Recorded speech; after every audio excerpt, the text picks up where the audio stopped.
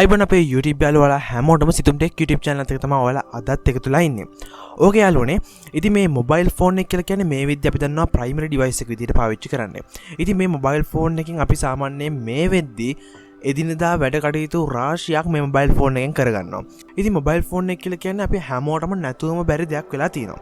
ඉතින් මේ mobile phone එක සහ මේ mobile phone එක පාවිච්චි කරද්දී ඇතිවෙන ගැටලු රාශියක් ඒ වගේම මේ මිනිස්සුන්ට මේ අපි හැමෝටම ඇතිලා තියෙනවා. ඉතින් මේ මොබයිල් ෆෝන් එක බැටරි එක කියලා කියන්නේ හැමෝම ගොඩක් වෙලාවට සැලකිලිමත් වෙන දෙයක්. ඉතින් මොබයිල් ෆෝන් එකේ බැටරි කැපැසිටි එක මිලියන් පවර් වලින් මයින්නවා. ඉතින් මේ මිලියන් පවර් ගාන වැඩි කියලා කියන්නේ මොබයිල් ෆෝන් එකේ බැටරි එක ගොඩක් හොඳයි කියලා අපිට සලකන්න අවස්ථාව තියෙනවා. ඕක කියනවා ඉතින් මේ මොබයිල් ෆෝන් එකේ සමහරක් අය ගොඩක් වෙලාවට මිත්‍යා මතවලට නතු වෙලා ඉන්නවා මේ මොබයිල් ෆෝන් එකේ බැටරි එක හේතු කොටගෙන. ඉතින් මේකෙදි ඇත්තටම ප්‍රශ්න කිහිපයක් තියෙනවා. ඉතින් අද වීඩියෝ එකේදී අපි කතා කරමු මේක A to Z ඔයාගේ මොබයිල් ෆෝන් එකේ බැටරි එක පිළිබඳව. ඔයාත් මේ වෙද්දි සමහරකට දරන මිත්‍යා මත වෙන්න පුළුවන්. මේ හැම දෙයක්ම අපි ක්ලියර් කරගමු. එහෙනම් අපි වීඩියෝ එකට යමු. අද කතා කරන්නේ මොබයිල් ෆෝන් එකේ තියෙන බැටරි එක පිළිබඳව ඔයාගේ තියෙන මිත්‍යා මත සහ බොරු අදහස් කොහොමද ඒවා ඇත්තද එහෙම නැත්නම් ඒවා බොරුද? මොබයිල් ෆෝන් එකේ බැටරිය හරියට පාවිච්චි කරන්නේ කොහොමද? ඒකේ ආයු කාලය වැඩි කරගන්නේ කොහොමද? මේ හැම දෙයක් ගැනම අද වීඩියෝදී අපි කතා කරමු. ඕකේ යාළුවනේ පළවෙනි එක තමයි මොබයිල් ෆෝන් එකක් චාර්ජ් කරන අතරතුර පාවිච්චි කරන එක හොඳයිද කියන එක. ඇත්තට මේක ගොඩක් අයට තියෙන ප්‍රශ්නයක්. සාමාන්‍යයෙන් අපි මොබයිල් ෆෝන් එක මොකක් හරි වැඩක ඉන්නවා නම් මොබයිල් ෆෝන් එක චාර්ජ් එකට ගහලා ඒ අතරතුර වැඩේ කරනවා. මේක ඇත්තට මොබයිල් ෆෝන් එකේ බැටරි එකට අවුලක් යනවද? එහෙම නැත්නම් මේක හොඳයිද මේක නරකයිද? මෙන්න මේක ගැන කතා කරද්දී මුලින්ම කතා කරන්න ඕනේ මේකට පොඩි පාදක වෙච්ච හේතුවක් තියෙනවා. 2013 දී මා ඇලියම් කියන ගුවන් යානා සේවිකාව මොබයිල් ෆෝන් එකේ චාර්ජ් එකට ගහලා තියෙන අතරතුර වැඩ කරලා ඒ මොබයිල් ෆෝන් එක පිපිරීමක් ඇතිලා මෙයා මැරලා කියලා එහෙම නැත්නම් මෙයා මිය ගිහින් කියලා ගොඩක් වෙලාවට මාධ්‍යවල සඳහන් කරලා තිබ්බා. ඉතින් අතට මොකද්ද මේ කාරණාව කියලා එයාලා පස්සේ මාධ්‍ය වාර්තාවලින් සඳහන් වෙලා තිබ්බේ එයා පාවිච්චි කරලා තියෙන්නේ ඔරිජිනල් චාර්ජ් එකක් නෙමෙයි කියන එක. මොබයිල් ෆෝන් එක ඔරිජිනල් චාර්ජ් එකක් නැතුව වෙනත් චාර්ජ් එකකින් ඒ කියන්නේ ඔරිජිනල් නොවන චාර්ජ් එකකින් මොබයිල් ෆෝන් එක පාවිච්චි කරනවා නම් ඒක චාර්ජ් එකට ගහගෙන ඒක පොඩි රිස්ක් එකක් තියෙනවා. ඉතින් ඒක නිසා ඒක ගොඩක් සීමා කරන්න try කරන්න.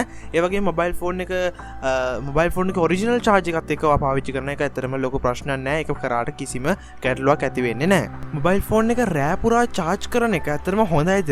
මේක ලොකු ප්‍රශ්නයක්. අපි ගොඩක් වෙලාවට රෑ මොබයිල් ෆෝන් එක චාර්ජ් වෙන්න ගහලා උදේ බලද්දි ෆුල් චාර්ජ් වෙලා තියෙනවා. ඉතින් මෙන්න මේක හොඳයිද කියලා ගොඩක් අයට තියෙන ප්‍රශ්නයක්. ඇත්තට මේක ප්‍රශ්නයක් වෙන්නේ නෑ. මොකද මොබයිල් ෆෝන් එක ගොඩක් බුද්ධිමත්. ඒකේ ඔටෝමැටිකලි ඒක ඩිටෙක්ට් වෙනවා මොබයිල් ෆෝන් එක ෆුල් චාර්ජ් වුණාම. ඉතින් ඒක නිසා ඒක ප්‍රශ්නයක් වෙන්නේ නෑ. නමුත් මේක හැමදාම කරන්න එපා. මොකද ඒකේ බැටරියේ ආයු කාලය අඩු වෙන අවස්ථාව තියෙනවා. මොකද ඒක අපි දන්න ඕනම දෙයක් ඕනෑමට වඩා ගියොත් ඒක අවුල් යන්න පුළුවන්. ඒක නිසා ඔයා රෑ පුරා චාර්ජ් කරන එක සීමා කරා නම් හොඳයි. නමුත් ඒක හැමදාම කරන්න යන්න එපා. මොකද බැටරි එකේ 40-80ක් අතර percentage එක charging කරගෙන තියෙනවා නම් charge කරගෙන තියෙනවා නම් මම හිතනවා එන්නේ ඒක ගොඩක් වෙලාවට වගේ බැටරි ආයු කාලය වැඩි කරගන්න අවස්ථාව තියෙනවා. ඉතින් ඒ නිසා ඕවර්ලෝඩ් ගහන්න යන්න එපා. මොබයිල් ෆෝන් එක හැම වෙලේම රෑට charge කරන්න හදන්නත් එපා.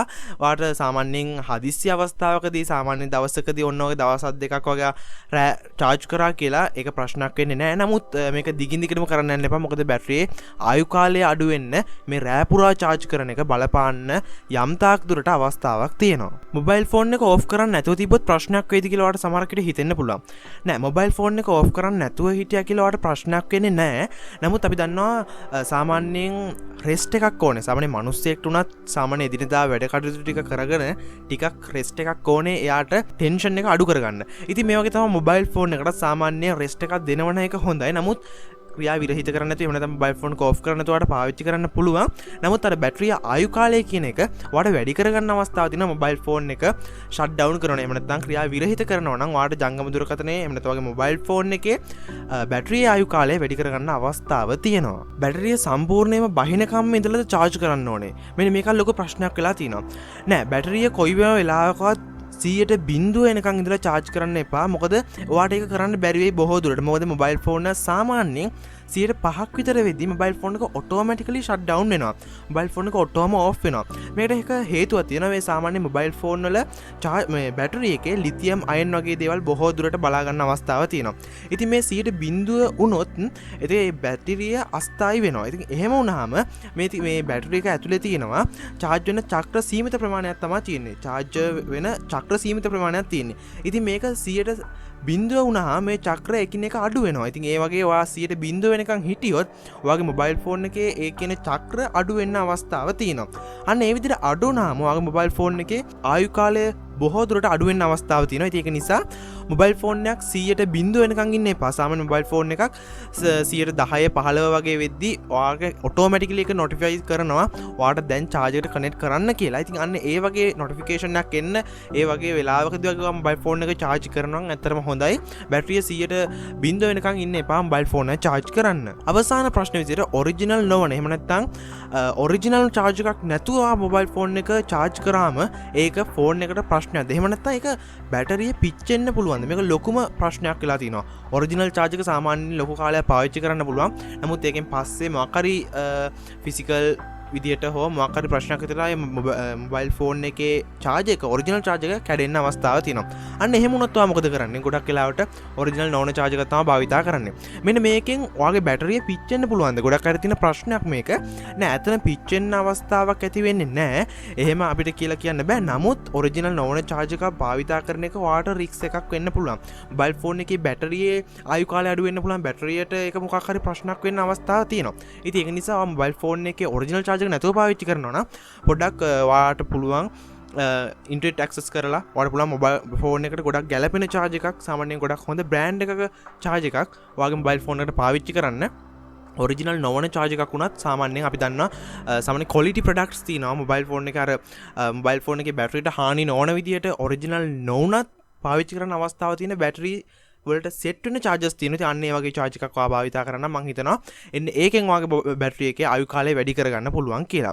ඕකේ අනුව ඉතින් අද දවසේදී අපි මේ කතා කරේ මොබයිල් ෆෝන් ගැන තියෙන ගොඩක් අය තියෙන ලොකු ප්‍රශ්නයක් සහ මේ බැටරි එක ගැන තියෙන ප්‍රශ්නයක්. ඉතින් මම හිතනවා මේකට ඔයාලට හරිම සොලියුෂන්ස් ටික ලැබුණා. ඔයා සමහරකට මිත්‍යා මතවල හිටිනම් මේකෙන් ඔයාට අද අයින් වෙන අවස්ථාවක් තියෙනවා මේ ප්‍රශ්නට හරි උත්තරේ ලැබිච්ච නිසා. ඉතින් මම හිතනවා මේක ගොඩක් වැදගත් වෙන්න ඇති කියලා. ඉතින් පොඩි ඉල්ලීමක් තියෙනවා අපේ YouTube channel එකේ subscribers 1000 වෙන්න තව ටික දෙනයි ඉන්නේ. ඉතින් ඔයාට තියෙන්නේ දැම්ම subscribe කරලා notification bell එකත් අනිවාර්යෙන් click කරන්න. ඔයාගේ අදහස ඔයාලට මේක වැදගත් වුණාද නැද්ද මේ හැමදේම සහ ඔයා මීට වඩා දෙයක් දන්නවනම් පළවෙනි කමෙන්ට් කරන්න. ඒ වගේම අපේ YouTube channel එක සහ ඒ සමගාමී වෙන අපේ WhatsApp group එක සහ තවත් අපේ social media platforms ගොඩක් තියෙනවා. ඒවත් එක join වෙන්න. ඔයාලට මේ ප්‍රශ්න අපිත් එක්ක සාකච්ඡා කරන්න පුළුවන්. ඔයාලට WhatsApp group එකෙන් join වුණා නම් ඔයාලගේ ඕන ප්‍රශ්නක් අපෙන් අහන්න පුළුවන්. description section එකේ තියෙනවා මේ හැම දෙයක් ගැනම. එනේ යාළුවනේ channel එකට subscribe කරලා දිගටම එකතුලා ඉන්න. අපි තවත් දවසකින් හැමෝම ඔයාලා හැමෝටම ජය වේවා.